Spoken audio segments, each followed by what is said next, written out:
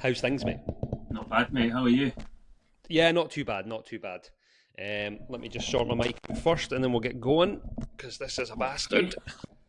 How are you, lad? So, yeah, I'm okay, mate. I'm okay. Yeah, just I had to go back for a wee snooze there because I'm working night shift tonight. So, Aye. yep, I'm all good, ready to go. So, uh, yes, did you watch the game last night? I didn't watch it, mate, to be honest. But did you watch it? Tell me about it. Yeah, yeah, I watched it, mate. I it was a typical semi final. Like, Mm. I thought there was going to be more goals in it, but no, mate, Arsenal did well to get it over the line. Like, Yeah. you obviously, I don't think it was like a game with loads of chances, but Atletico were so poor. Like, I didn't really see anything from them that suggested that we're going to go and win the game or even win it outright. So, but no, well done, Arsenal. I'm actually quite happy for them because they've come under a lot of criticism for the last couple of weeks. You know what I mean? The season's And starting to look a bit now they're rosier now, isn't it? yeah, now they're looking at a double. Can't see them beating PSG or Bayern Munich, like, but it gives them a Mm. chance. They're in it, and Yeah. yeah, but see that, mate. See that Diego Simeone. The He character. annoys the life out of me. They're a frustrating team, Atletico, because they're just like he's been in charge of them for years, and they're just a granite team, aren't they? Like I remember, I don't know what Mm, season it was. It was a few years back, but they hardly conceded any goals. They're just very well drilled, well oiled. yeah. Um, he's had a couple of league titles. He's came close to winning the European Cup a few times, but he's just not got over that last hurdle. Yeah, they were really poor last night. Like, I think that's they were saying something on the commentary about Griezmann. Is he retiring at the end of the season?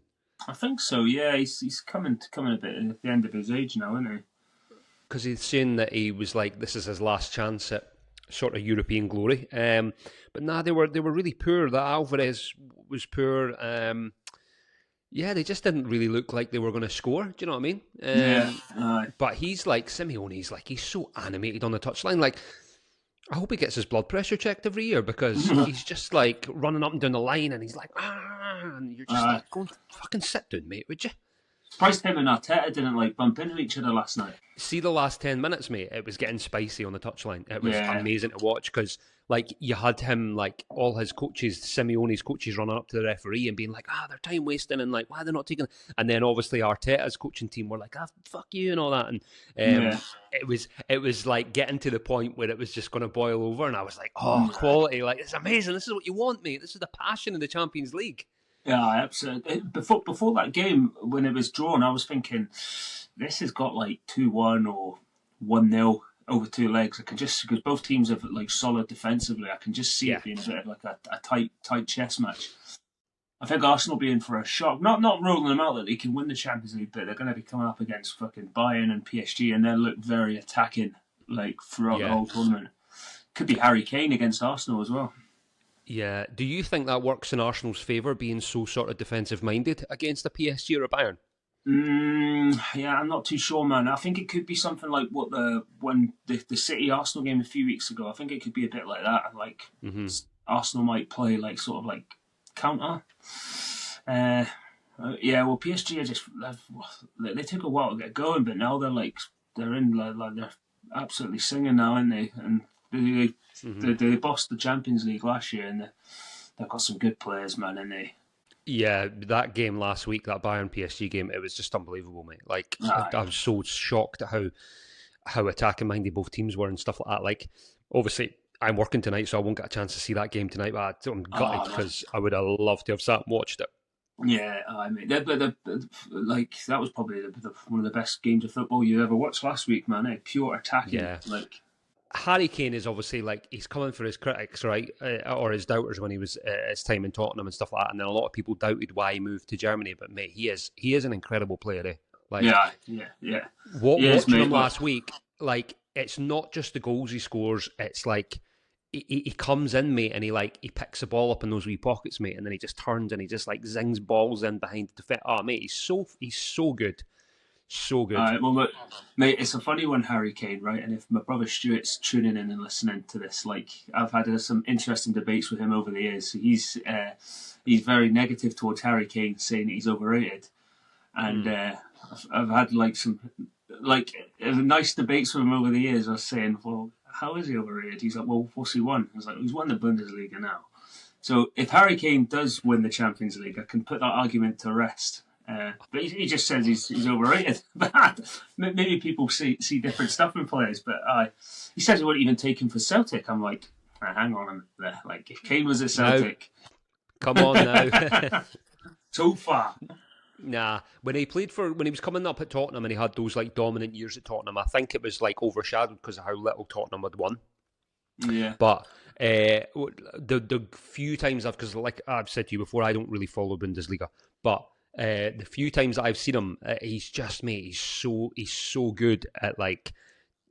He's almost like an attacking midfielder or like a creative midfielder. The way that he like just takes the ball in midfield and like just turns, and he's just got that one zing pass that opens the play up. Oh mate, he was so good, like class. Yeah, well, he does exactly what it says on the tin, doesn't he? He scores the goals. Yeah, he's got. I think my friend John, he told us a few years ago. He's a Spurs fan, and he went and watched him play live, and he says, so seeing Kane live, that's when you kind of notice how good he is. It's probably different when you're in the stadium watching a telly, but just exactly what you said there, like just coming deep, picking pockets, and just it's like he's just dictating it from the. It's like playing his game, sort of thing.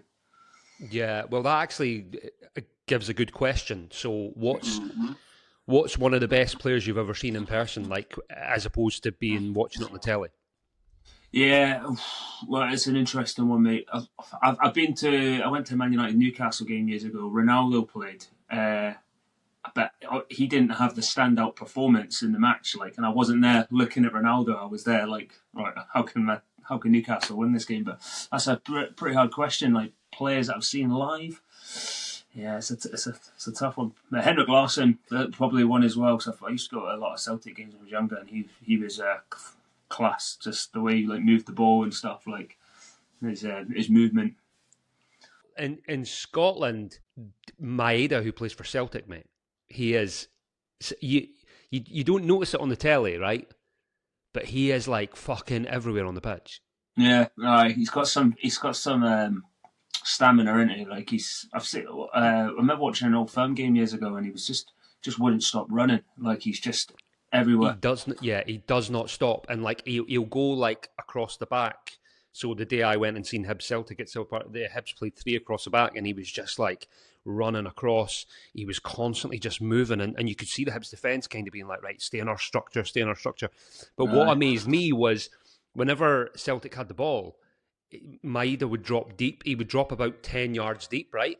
And then the ball would get zinged over, and he would still beat the Hibs defender, even if the Hibs defender had like 10, 15 yards on him. He was rapid. Yeah, he is, man. It's like those are the players that like what managers want, runners like that are just gonna run all day, like for the whole game. But no, he was class to see in person. I was like watching, going, he's a player. Like obviously he's been a bit off the boil this season with Celtic, but he was class. I saw Van Dijk play for Celtic before he moved to Southampton. And it was like 2-1 Celtic, and it was just like it was just so easy for him at the back. Didn't realise how good he was. Yeah. Didn't think, is he gonna go to Southampton or Liverpool? But he scored a free kick that day as well. It's actually amazing to see players like in the flesh that you've like watched for years and years on the telly, and then like you see them and you're like, oh my god, like it kind of makes you feel a wee bit, oh wow. Like I remember seeing Roy Keane at Easter Road against Hibs, and you know, when he'd moved from Man United, and I was just kind of sitting in the stand in disbelief, kind of being like, oh my god, that's Roy Keane. Like that's Roy Keane right there. And match day viewing's a lot different as well. Like when you're actually live and watching, it seems a bit different than actually watching it on the telly, and it's mental. You can't really explain the TV to the like in stadium live feel, can you? Because you can't, when you're watching it on telly, you can't really see, like, not that me and you're, like, into, like, patterns of play and formations and stuff like that, but it's hard to follow it on TV because you've just got the camera following the play. But I always find when I'm there, you can see kind of like the transitions, and you can see like, you know, the wingers being inverted and stuff, and you're like, oh right, and like, oh, they're going 3 at the back here, and they're putting an extra man in midfield, and it's mate, I love, because whenever I go to a game, mate, I love sitting up high in the stand. I fucking hate being pitch level, because like it's kind of like your perspective. It's like forced perspective. You can't really tell like the depth of the pitch. Whereas if you're like up high in the stand, you can fucking see it, mate. It's like a Subbuteo board. It's amazing. You're like, oh, That's what Allardyce used to do, didn't he? Did he not used to sit up quite high in the stand so he could see everything? Well, this is the thing that I don't get about managers, right? Obviously, you have to be on the technical area to like shout your instructions, right?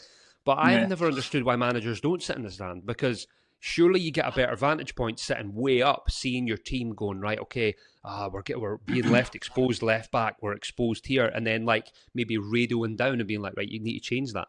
I don't understand why they don't do it. So, the Scottish Premiership, that is, in my opinion, Rangers out of it.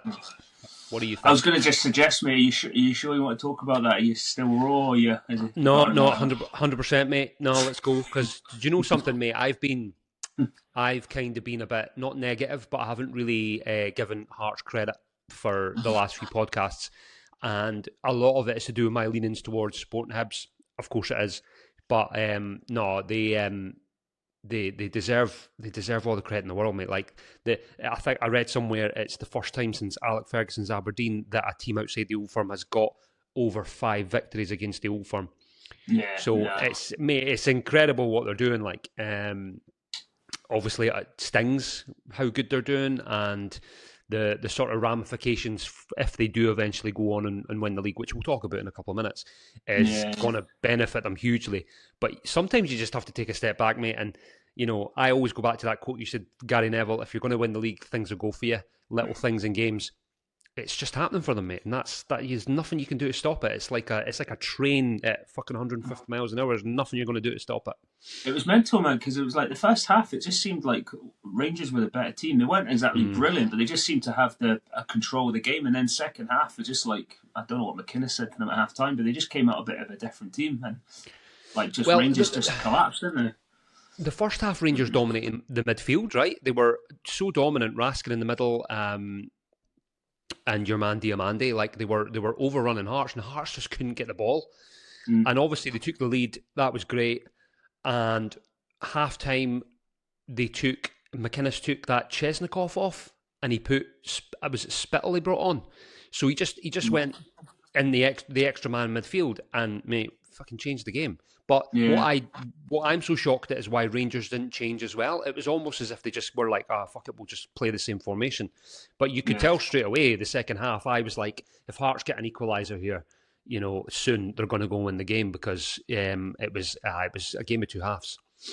Yeah, it was even like Hearts goals were, the second one's a beauty, but apart from those chances, it was quite like an even game overall. But just that moment of clash from Shankland is just, it's just separated them, and those moments happen. It just makes next Sunday, like the Old Firm game, like I don't even know who's going to win that, because they're not exactly playing brilliant, both of them. It kind of just goes back to things falling for you, mate. Because the two Hearts goals, as brilliant as they were, the first goal from Kizaridis, right, or not Kizaridis, I forget who scored the first goal. Yeah, anyway, your man who was left back, Kingsley. Kizaridis cuts in, right, has a shot at the goal, and it hits off the post, right, and it just, like, these little things that are going to help them win the league. It comes off the post at such pace, mate. That ball could go anywhere, but it doesn't. It just falls in the path of Kingsley, and all he's got to do is tap it in. And if you look at the second Hearts goal, it's a cross, and it's a deflection off the Hearts player that takes it right into the path of Shankland. So you kind of go, these little things are just falling for them to win games. But, mate, all fucking credit to them. Do you know what I mean? Like, you know, I'm not going to sit here as a bitter Hibs fan and be like, oh, fuck them, you know, like, I don't want to see them win the league. Of course I don't want to see them win the league. Yeah. But you've just got to go, fuck it. Like, if they win it, you know, which I think they will. But like you said there, the Old Firm game is huge. I can, you know, people are like, I can't see Rangers winning it.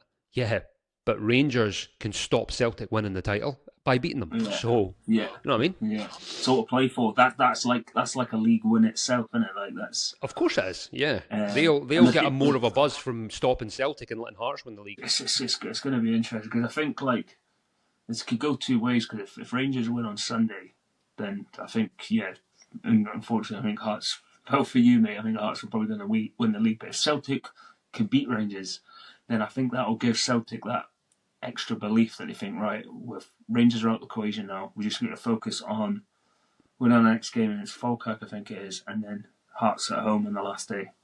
Yeah, I think it kind of favours Hearts playing on the Saturday night against Motherwell, because they'll be able to get that game out of the way first, and then they can just prepare and stuff like that. Whereas if they were playing after the Old Firm and Celtic won, it might have just ramped the pressure up. But I think as Hibs fans, we sort of are staying on the perspective that Motherwell still have loads to win games for. Do you know what I mean? So, they'll not want to lose against Hearts or draw against Hearts. They need to win to cement fourth. So you can only hope that they have because they've I think in all the games they've played against Hearts, I think they've been the better team in the 3 games they've played against them, as much as they haven't had points. So. And that's what I was thinking, mate. It's like if Hearts were to go beat Motherwell on Saturday, because I think that's a really, really tough game for them. Like Motherwell, still, like you said, they've still got plenty to play for, and they have been the better team in matches that they played. Like you'd probably argue Motherwell have been a better team, and like teams have struggled going to Motherwell Stadium and winning. So if Hearts can beat them, then they probably do deserve to win the league. It might even be a harder game than this Saturday than going to Parkhead on the last day. Because Motherwell they've been like people could argue and say that they've been they played the best football this season. Yeah, so that's a toughie. Yeah, 100%. Yeah, and like you said, if they can get a result there with the way that Motherwell have like destroyed teams, then they more than deserve to win the title. But if it's deadlocked, right? Last game of the season, there's say 4 or 5 goals of a difference, but they're on the same points. Mate, how do you set up? How does McInnes go and play that game? Does he go and go, let's just go and attack, play the way we've been playing, or do you do a wee Craig Levein and go a wee 6-4-0? Yeah, absolutely. Because I mean, let's say for example, if they are on the same points on the last day. And let's say there's like a 6-goal difference, Celtic would need to win 4-0, wouldn't they? Because if they win 3-0, Hearts would win it on head-to-head, I believe. So, it's just something telling me, mate. Like, and this is just trying to give you and the Hivies like the hope that I can. I've just since the fixtures got announced a few weeks ago, Celtic against Hearts, the last day of the season. I think everyone thought that could be a 1-game shootout. So I think it's going to go down to that, mate. By hook or by crook, I think the universe is setting it up for that last day. You think so? Yeah. I said it to you in our phone call a couple of days ago. I just can't believe how amazing this season's been for Scottish football in terms of the title race not only still being alive at the minute, but obviously Rangers are out of it now, so that's gone. But like for it to possibly come down to Hearts or Celtic on the last day, it's like. It's just, it kills me in here to say that it's been an amazing day. Fucking right here. I'm enjoying myself here. But it's that last game, if it's between Hearts and Celtic, and it's just a shootout, oh, fucking hell, that would be some game, like. Yeah. Martin O'Neill's last dance? Yeah, Martin, aye, yeah. But the thing is, what you got to remember as well is, if Martin O'Neill somehow pulls off this league title, right, he could go and win the double by winning the cup. Imagine Celtic winning the double with the team they've had. Yeah, no. It's crazy, mate. I think most Celtic fans would probably say this has not been the Celtic team this year has been not as good as any other season. So yeah, fucking it'd be a get out of jail free if they can somehow sneak the title. And like Hearts have put in all the legwork all season. Just think of how many extra points they could have had if they just didn't employ Nancy, or got rid of him sooner. Those 12 points really hurt them losing, or was it 9 or 12, whatever it was? But it really, really killed them. Like you think about this, and this is what sticks in the throat of Hibs fans. I think is how Hearts have managed to just capitalise on Rangers and Celtic both being poor, because we've said it before in the podcast, there's never been another season where both Celtic and Rangers have been so poor. It's either one or the other, and then the other one goes and wins it by a canter. This season, it's been the both of them have went through turmoil with managers and dropped points when they shouldn't have, and Hearts have just galloped along and went, "Oh, thanks, boys, thank you." Yeah. If you don't want the SPL title, we'll have it. Yeah, but I'm seeing a lot of Hibs fans are like, I don't care if they win the league, it'll be normal service next season. I don't see it that way, mate, because you look at the financial aspect of it, right? And I'm going to go on a bit of a rant here, but you look at the financial money that they'll get if they win the league. I think the winners get about $4.5 million. Then they're guaranteed Europa League group stage football. They go into the Champions League playoff, and if they lose that, they drop down to the Europa League. So that's like another $4 million. So that's like $8.5 million they're getting. Yeah. You look at their recruitment, Jamestown Analytics, right? You look at who they've recruited on their budget this season. Well, that's just going to step up a level, because then they've got the extra money coming in and they're league champions. So they can then use that analytics to buy an even better caliber of player. Yeah. So it's not just about them, it's their one shot. I mean, I use Leicester as the example. They had that amazing Premier League win 10 years ago. And for 3 or 4 seasons afterwards, they were relatively successful. And then they won the cup in, was it 2021? They won the FA Cup. Yeah. So, that's like 5-6 years that Leicester were fairly successful, getting Champions League football and stuff like that. And I can just see it going that way as well. Hearts could really go and stamp their authority on the Scottish game by recruiting well and getting into Europe. And mate, it's not just about, It's stuff of nightmares for you, mate, eh? Oh, mate, fucking waking up in cold sweats and everything. No! Yeah. In a world of maroon, just kicking about naked. Yeah. It's not worth thinking about, man, is it? Waking up with a Hearts kit on. Oh, how did I get on this, mate? Oh. There's a parallel universe where you were a Hearts fan instead of a Highby. Oh, do you know? See, when I sent you that song the other day, is a bit of a wind up. I was just kind of hoping for your sake, if Hearts don't win the league, then you can blast that song like maximum volume. Aye. Yeah, and you want that moment, eh? I'll be getting I'll get my green and white scarf and do what they do in the stands with the scarf, the jambos. H-E-A-R-T-S, we're shite. No, but listen, fucking fair play to them, mate. Do you know what I mean? It must be some feeling being a Hearts fan at the minute. It must be, you must be shitting yourself, because there is a chance you could still lose it. But to be in this position, mate, you're in May, and you're still, they must have fucking visions of going into Europe and fucking lifting that fucking trophy. And I wonder if they've booked the bus for the parade yet. Do you think they have, or they're just going to wait? Leaf will be closed that day, I imagine. Oh, mate, Leaf will be like a fucking ghost town, mate. Yeah. Do you think if Hearts win it, do you reckon McInnes, if he gets a job opportunity for the Premier League, do you reckon he'd jump ship, or would he'd stay and take Hearts in the Europe next season? Nah, why? There's no reason why you would go to I don't think he's going to get a Premier League job, but why would you leave if you've got that sort of base with the analytics and Tony Bloom, and you've got Europe, and you've got a chance to go toe to toe with Celtic and Rangers again next season as defending champions? No chance, mate. He's there for the foreseeable, mate. He's going to try and build himself a wee empire there and get a fucking statue outside Tynecastle. Do you think like the reason that when he was Aberdeen manager he couldn't get over the line, was that maybe because he's got the help of this analytics, Jamestown Analytics, and the backing that Hearts have got? Yeah, I think so. I mean, this analytics seems to be like, renowned for being like so successful, and I think obviously it helps him identify players better, doesn't it? Because if it's I quite liked his. I wouldn't say I liked his Aberdeen teams, but they were successful, mate. Like they were constantly third, right? They were second one season that Rangers came back up for the championship. I think it was that season. They split the Old Firm. He won them the League Cup. they maybe weren't very pleasing on the eye, and I think Aberdeen fans just got bored with the style. But I always remember them being a fucking bollocky a fixture whenever, like, it's Aberdeen. But oh fuck, we're never going to get 3 points there. Sometimes football fans don't know how good they've got it until it's gone, and I think Aberdeen just got like that. They were just like, we're just bored.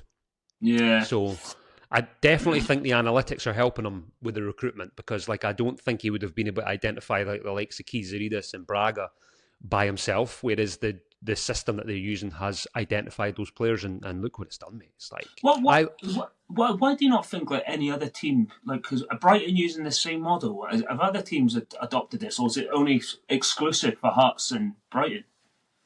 I think there's another team in the UK that use it. And for the life of me, I can't think of the team. And then there's a couple of teams in Europe that use it. But I'm the same. Like, I don't understand why more teams are not, like, going, here, see that wee system you're using? How much is it going to cost? Because we want a bit of that action, you know what I mean? You don't get ChatGPT to do it. You know, just get them to, like, scout the players like the Football Manager.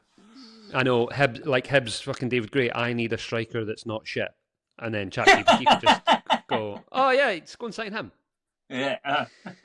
But maybe there's like a conflict of interest in the business model. Like, maybe, like, another team can't, and I'm just saying this, I don't know if it's true, but, if a Hibs approached Tony Bloom and went, oh, we want to use Jamestown Analytics and we'll pay you the money, maybe he's like, no, I can't, because I'm, like, contracted to use it with Hearts. I don't know. Possible. Do you reckon, like, signing a record deal, like, you can't be able to go with another record label? Yeah, it could be something like that. Maybe it's some, like, exclusivity like that. I don't know. Yeah. But you would think that, seeing the success of it, you'd have loads of teams now going, here, we want to use Jamestown Analytics, because it seems to be working, like.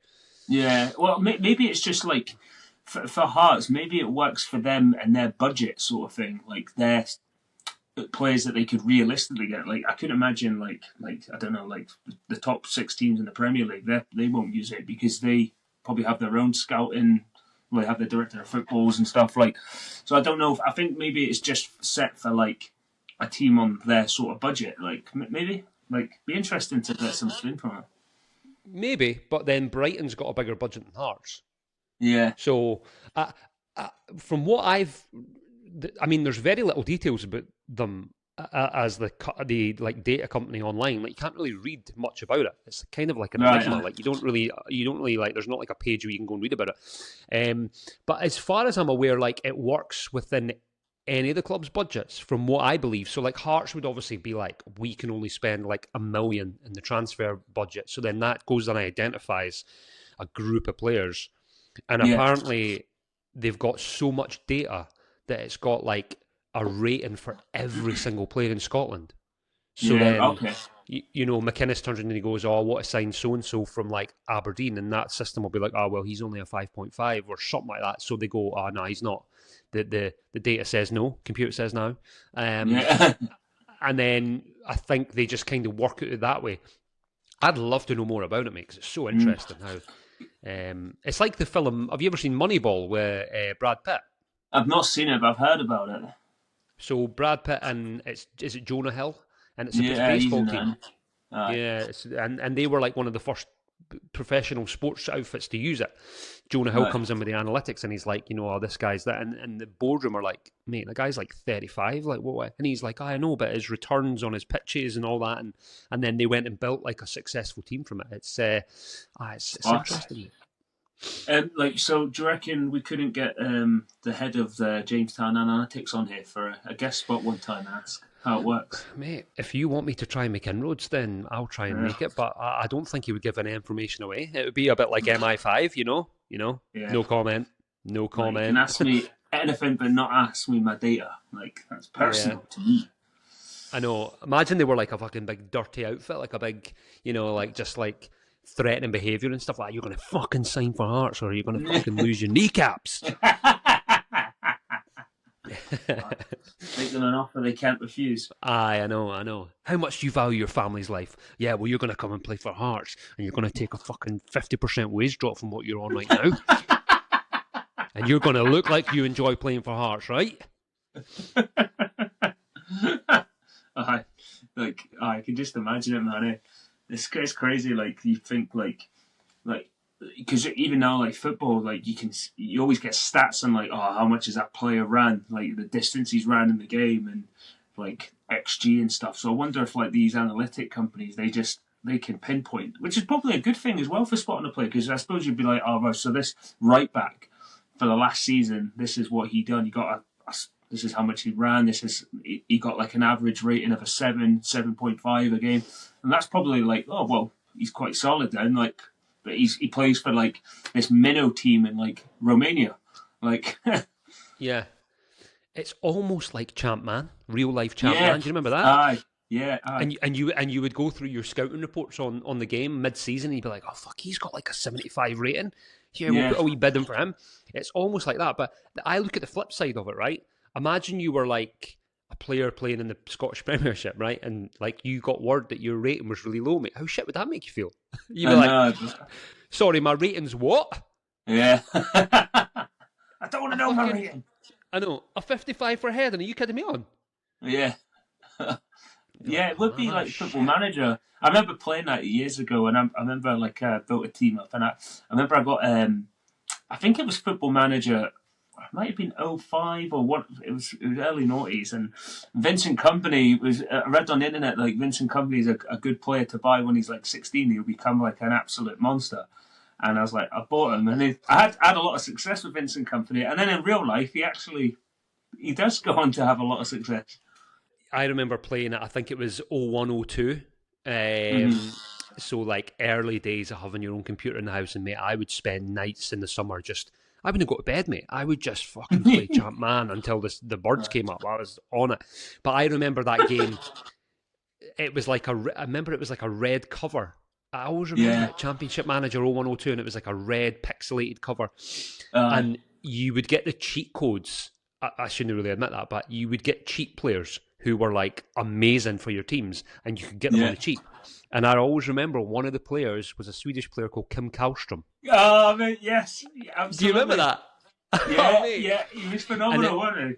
And as soon as you fucking started the game, I don't know if there was a way that you could put him in your team. There was another cheat way you could put him in your team when you started the game, or you actually had to go and buy him. But Kim Kallström was always on the list, and you'd get him. And then, mate, I think I fucking went like, I must have been like Derby or something, or some English championship team at the time. And I remember getting to like the Champions League final, mate, and like fucking suit on 4 o'clock in the morning in my room with a tie on. On, boys. and then you used to you could speed up the game or you could slow it down, mate. I used to play the game really slow as if it was in real time. Sitting there, my watch, fucking Wrigley chewing gum. Half time, go to the toilet, get an orange. I used to like if I got to like the FA Cup final or something, I'd be like, I'd need a shit right, so I'd go sit in there and I'd just be like imagining that I was speaking to the press. But I'd be like, yeah, it's gonna be really delighted to make the final. That's what it's like, man. You proper got into it, mate. Yeah, big time. It's gonna be a tough job today, but I think the boys have got it in them to get the result and bring back the trophy. I heard of like people that got obsessed with it and used to iron their suits, like when they got to the cup final. They're just rocking up to their PC, standing for the fucking Champions League anthem. Come on, boys. Mate, the game used to give me sleepless nights. I'd be going to bed thinking about my tactics, like, how am I gonna, right? Who can I get? But I mean, that Kim Kallström, mate, he's like a cult hero on Championship Manager. He did become a professional, but I don't think like he aspired to the heights that Championship Manager predicted for him. Yeah, and there was like so many players like that, mate. Like I remember I was like Hibs and stuff, and I remember I think I was Dundee United as well, and got them quite far in Europe. And mate, it was class, mate, sitting there and like playing the games. And I always used to love like doing the scout, not the scouting, but like the transfers and stuff like that. And you would go through your list and you would see your available agents, and and then it would pop up a wee message being like, "This player is unhappy." Yeah, His player is unhappy in training, and you fucking it's so good, mate. So good memories. If only you could go back and play it once more. it's a great game, mate. Like I think if you were to play it now, you'd probably need like a week or 2 weeks to yourself, like no distractions. Like the English Premiership's looking tasty as well, mate. oh, mate, did not Big expect game that this from Man week. City, didn't I? I know, mate. I know. I seen they were 1-0 up against Everton. I thought, they're going to go and win this by 2 or 3 goals now. And then I seen the final result, and I was like, wow. So Crazy, yeah. a couple of good results if you're a Gunners fan at the minute. Yeah, that game on Sunday, West Ham Arsenal, that is massive because West Ham, I could probably only see that the only tricky game for Arsenal, even though they should beat them. But West Ham are fighting they're fighting for their lives. Arsenal should win that comfortably, shouldn't they? Like in reality, Man City have slipped up. They've got to the Champions League final. They should go with fucking big balls. Just be like, fucking, let's do this. 3 games to go. Definitely. I mean, because Arsenal only need to play West Ham away. They need to play Burnley at home. You think, no, Burnley away. Burnley away should be winning. Maybe they've got Burnley at home, actually. And they've got Palace away. So they've got a nice run in. Like it's set up nicely for Arsenal. And it's only Arsenal can lose it now, I think. But the West Ham one will be true. West Ham, this is a cup final. They need points because I bet they didn't expect Tottenham to beat Villa last weekend. Well, I didn't expect them to beat them either. I was like, that's Villa's all day long. But obviously, you look at the Villa being in the semi-finals of the Europa League, it was obviously, smart from Unai Emery, like rest players and stuff like that. And but I was surprised as well. So yeah, you're right. Tottenham have maybe got fortunate that the English clubs are doing so well in Europe. Maybe that's their wee bit of fortune, Yeah, aye. It's mental. You can't even predict it now. But I didn't expect City to. I suppose what the difficult thing is, I've always thought, like Arsenal, before City went into that game on Monday, like Arsenal were 6 points clear because they played the games in hand. I think that's always could be a psychological thing as well. Like you expect to beat Everton, but you still got to go out and do it, and you're chasing those points, even though you've got the title in your hands. But it was a pretty piss poor from Man City. Yeah. See, the only thing I miss about football nowadays is all the games being at the same time on a Saturday and Sunday. I don't know, like, obviously all the games are split up now, so you have, like, it's like the Scottish League this season, or this weekend, you've got Hearts playing on the Saturday, and then you've got Celtic and Rangers on the Sunday. But I kind of miss when all the games are at the same time, because you would just be, like, constantly going, like, oh my God, they're 1-0 up, all right, okay, and news would come into the stadium from the team that's like wanting to win, and you'd maybe hear a few rumblings in the crowd and stuff like that. And I think they've kind of taken that away a wee bit from doing all these games on different days. But sure, it's on average, I'd probably say most Saturdays, like they only have like 3 or 4 Premier League fixtures. There's like one on a Monday. There's about 4 or 5. They've got loads on a Sunday now because you can. I think TV is just it's changed the whole format of it all, because on Sunday you can actually watch any game. Like they'll say like, oh, this is our Super Sunday, but you can go on Sky Sports this and watch the other game.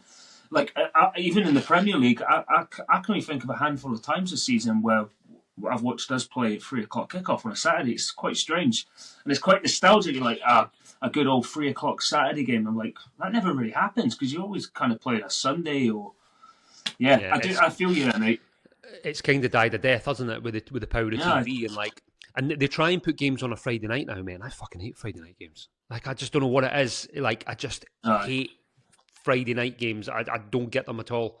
Even Monday night games are a bit like the elation of the weekend is kind of worn off, and you're a bit like, all right, who's playing tonight? Like Bournemouth and Sunderland. All right, okay, cool. I want to miss. You know what I mean? It's the come down, isn't it? You always get like a not a fanciful Monday night. I hate Friday and Saturday morning games because if your team gets beat, you feel like your weekend's fucked. You're like, oh God. That's why when betting, mate, I don't put 12:30 kickoffs on. I always put Saturday 3:00. I'm like old school like that. Because if your team gets beat at 12:30, you're like, fuck. It's the worst feeling in the world, isn't it? You've got like 6 games on or something, and the fucking 12:30 game doesn't come in, and you're like, oh, for fuck's sake. Yeah, aye. But then I've also done it the opposite way as well. I've put games on, like I've maybe mistakenly put like a like 3 games on from the Saturday at 3 o'clock, and then I haven't realised that I've put a Sunday game on. And you go, oh, yes, my bet's going to, oh, fucking wait till tomorrow. Oh, bastard.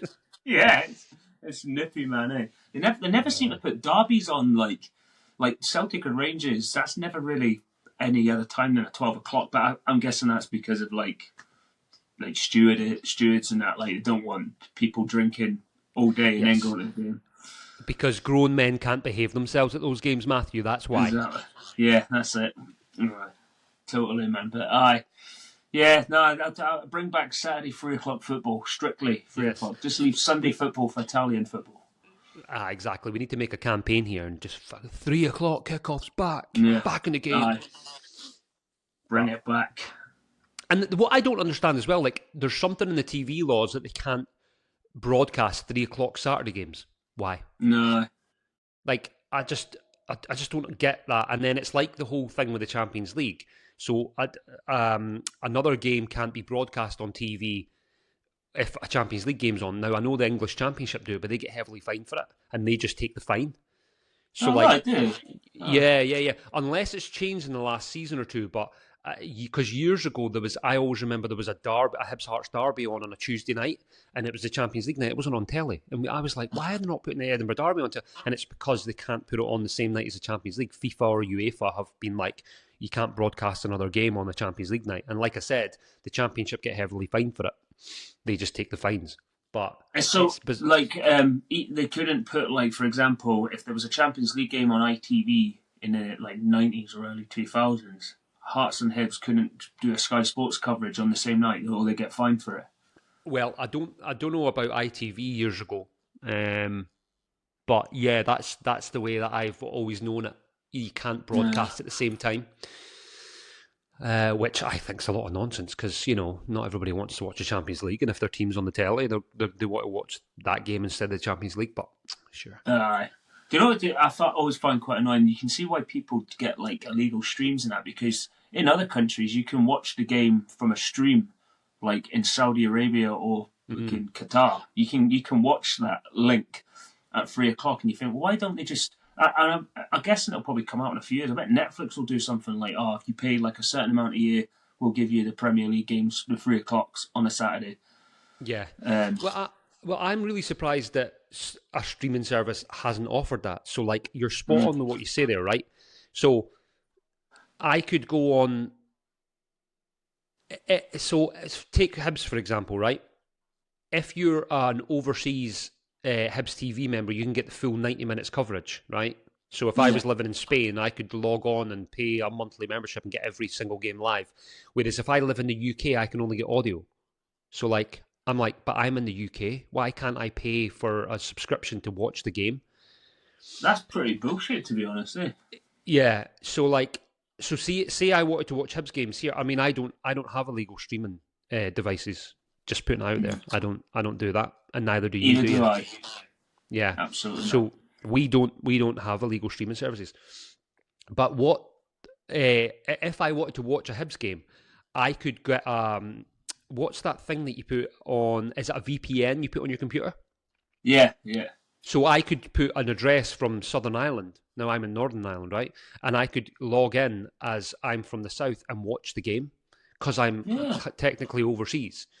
Yeah, right. And Okay, I just don't understand why either streaming services haven't come out with something where they go like, oh, this is like the Scottish Premier TV, and you can pay like £20, £25 a month, and you'd be able to watch every one of your team's games, with that subscription. Yeah, that would make a lot of sense. But I think they had the argument for it ages ago. I think if people can just watch the 3 p.m. blackout games, then no one will go to the ground. But it's not the case, because I can't go to a Newcastle game every week. So that's why, like, if I lived in that region, I would go every week if I could get a ticket. It's the worldwide fans like yourself. If you want to watch Hibs, you should just be able to, like, right, I'll pay Hibs money a month. Money's going towards the club. Just give me the viewing for the games. Exactly, and the streaming services could work it in a way that they would have data on how many people watch each game. So if it was like Hibs Aberdeen, they would know that there's like X amount of thousands of fans logging in to watch that game, so they could Yeah. split them. They could split the monies accordingly and be like, yeah, Hibs are due whatever because it's a home game, Aberdeen and stuff like that. I just think it's that's a fucking. If I ever come into money, that's an idea. I mean, Setting I'm up a bro- surprised that fucking Jeff Bezos hasn't even got onto that yet. Fucking his Amazon. Might give wee Jeffrey a wee call and be like, here, I've got a wee idea, Jeff. You want to back it? You want to financially back it? Yeah. Endorsed by Gig in the Game. Could you imagine gigging it? Yeah. Welcome to your SPL weekend. There'll be Scottish people like, why is this fucking Southerner advertising this game? Can you just imagine SPL games, billboards around the ground? You've got like Daily Record, and you've got McEwen's, and you've got Gig in the Game. Mate, that's an idea. See if I ever had the money, mate, honestly. Yeah. Or even like, see if you could get like the screens in the stadium, right? And it's quite a lot of money to advertise on those screens. But mate, how good would it be at a game and all you heard was din din din din din din din din din. It's the Gig in the Game podcast. You know how on TalkSport they've got Jim White and like Simon Jordan, Jim White and Simon Jordan, and they're walking up dead slowly with their arms folded. It'll just be like me and you just walking up, like, da, da, da, da, da. Just at the end. Or like, yeah. Oh, class. Just me burning a heart stop. This is your halftime advertisement. Brian Donahue and Matthew McGee, Gig in the Game. Mate, if anything's possible if you've got money. So if we ever come into money, we're going to be around the fucking grounds in Scotland being like, the Gig in the Game. We'll be around the grounds. But if you think about it, right, if you actually did manage to get some money together to advertise the podcast in stadiums, think about how much traffic you get through your page. Yeah, you would. You get shitloads, mate. That would just be like unreal, the amount of traffic, because people would search it and go, Gig in the Game podcast, that's class. So if there's any ex-footballers out there that want do what Gary Neville done buying that Mark Goldstein's YouTube channel, exactly. Anybody wanting to finance us and give us some money to keep this thing going, yeah, cool. Yeah. All good. Who knows, mate? There could be someone out there. Are you ready for your 20 questions? Yes, mate. Also, before we jump onto this, mate, are we gonna? We had a request, didn't we, to talk about Lothian bus drivers? Not about Lothian bus drivers, Lothian buses, and people sitting and using their phone dead loudly. Yes. So if you can, who was the woman who messaged us? Because we always want to give a shout out for people who interact with us on the page. Yeah, it was my friend Deborah Keane. Yeah, so Deborah, we forgot to talk about it last week, but 100% right. These, can I use the word dickheads? These dickheads who have to have their conversation on speaker and talk loud on buses and in any public space, for me anyway, does my head in. Some people just not even take notice. They'll know it's happening, but they're not going to say anything. But there'll be people that will get proper irate, thinking, I can't stand this. I'm one of those people. I'll be aware of it, but I'm not really I can turn it down. I've been on buses where I have seen, there was one I think about a month ago, right? There was a woman just had her phone on, just watching Mongolian music or something. It was rapid loud, and there was a woman a few seats ahead of her, and she said, "Are you going to turn that down?" And just blanked her. And then she done it about 3 times, then the music didn't stop, and I thought, fucking hell, this is, get me off this bus right now. But no, it's a real ignorance in society when you don't, it's people who have full-blown conversations on their phone, mate, all right, mate, and all that, and you're just like, oh my God, I don't want to listen to your fucking, how can you not be embarrassed by having a call? I'm so, even if I answer a phone on a bus, I'm like, hello? Yeah, I'm just on the bus. Can I give you a wee phone back when I go? I talk quietly on the bus if I'm on a phone call, but that's about it. Yeah, it's crazy the amount of shit that you can see on buses. This is probably buses everywhere. This isn't just Lothian buses. This will be every public transport. Last year, mate, I remember I got on the back of a bus, right? And there was a guy, he had his phone up. He was sitting at the side near the window, and he actually had his feet up on the bus, on the other seats, and he didn't have his shoes on, so he was just sitting there like. Actually, like, I was like, I need to take a little slide picture of this and send it to people, because it's like, this is taking the piss. He had his fucking shoes off, his fucking feet up. I'm like, oh my god, he's making himself comfy here. Oh, mate, honestly, and it's like people who put their bags on the seat as well. I'm all right with putting a bag on the seat, but see when you see the bus getting full and you see people coming on, move your fucking bag. Yeah, do you know what I mean? And let somebody sit down. Number of times I've been on an Edinburgh bus and I'll be like, can I sit there, please? And they just kind of look at you as if, and you're like, move your fucking bag, like. No, I feel like Forrest Gump when he was a kid walking onto the bus for the first time. No one was giving him a seat. I'm glad that I don't use buses, mate. I'm happy in my car. And just, I don't miss public transport at all, mate. Yeah, good for you, mate. I'm still a bus wanker, unfortunately. Bus wanker. Right, 20 questions to finish this off, mate, yeah? 20 questions. Right, if you get this in 20 questions, you are declared champion. I fucking don't know what else to... I don't know who else to pick. So, fire away when ready, and keep a wee checky how many questions you're on. Okay, mate. Does this player play in Europe? No. Does this player play in Saudi Arabia? No. Does this player... Oh no! Hang on a wee second. We need to start that again. Okay. The first question you asked was, it threw me off. Okay. So he has played in Europe. Past tense. Right. Okay, so you gave me a nice little answer then. So I said, I know. So, does he play in Europe? Yes. Okay. Does he play in La Liga? No. Does he play in the Premier League? Yes. Is that 3, yeah? That's 3. Does he play for a team in London? No. Does he play for a team in red? Home colour? No.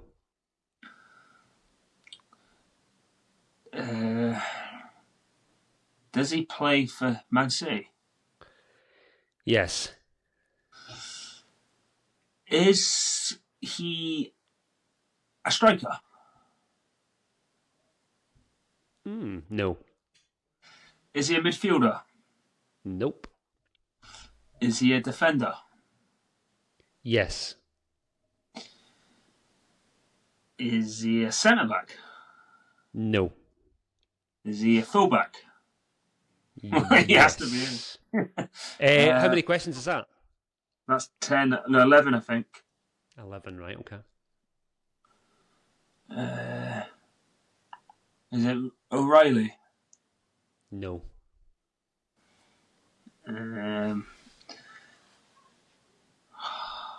What's the name of that? Is it Diaz?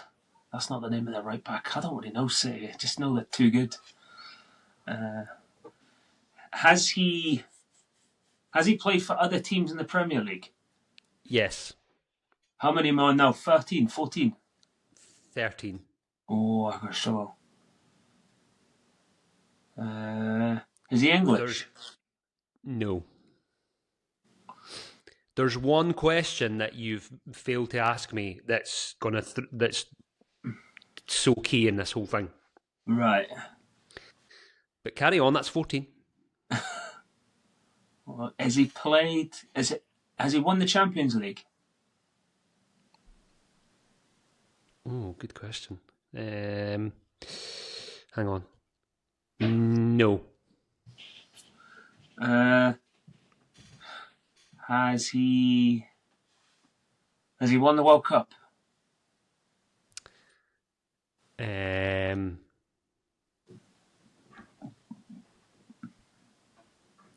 No. Oh, God. How many have I got left? That's 16. So you've got 4 questions left. You're going to kick yourself because there's a question you need to ask me that would make it easier for you. Right. Oh, I need to be a bit more aware of players playing in for their teams. Oh God. Has he played for Man United? No. Right before, so you've got 3 questions left. Before you go on, because I think you're stuck in the present. He's retired. He's retired. Yeah. So is it? So if you All right. Is it James Milner? no, No. Oh. He's playing for City now. no, he's retired. He's retired. He doesn't play anymore. Oh, his last team was Man City. No, that's another question. I'm only kidding. Oh no! Oh God! Who is it? How many questions you got left? 2 questions left. I think I've used them all. Oh, I have no idea who this is. I'm really struggling. I forfeit, mate. I'm waving the flag. You wave? Is that it? Yeah. The player that I have chosen is Pablo Zabaleta. Oh God! If you'd asked, is he currently still playing? You would have been able to go on. You know what I mean? Yeah, mate. I thought he was still playing for City. And I don't really know their fullbacks. Oh God! Yeah, because you kept being like, does he play in Europe? Does he? And I was like, but you're asking currently. If you'd said is he retired or does he still play, whatever, you would have went down the right channels. Those 2 hours sleep last night's caught up with me. Well, thanks for that, Brian. I'll give you a medium to hard one next week. Yes, please do. I think that's what we're going to have to do. We're going to have to give like proper fucking ones to get our knowledge up. But yeah, right back do some Zabaleta. Yeah.